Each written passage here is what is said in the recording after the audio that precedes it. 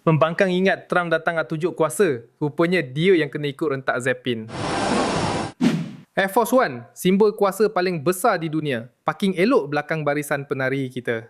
Bila Trump turun, tak ada dentuman meriam, tak ada barisan tentera, tak ada tabik hormat. Yang sambut dia cuma kompang, Zeppin dan senyum orang Malaysia. Lelaki yang pernah maki China, ugut Iran, troll separuh dunia, tiba-tiba berhenti, ikut rentak Zeppin, tepuk tangan, senyum malu-malu.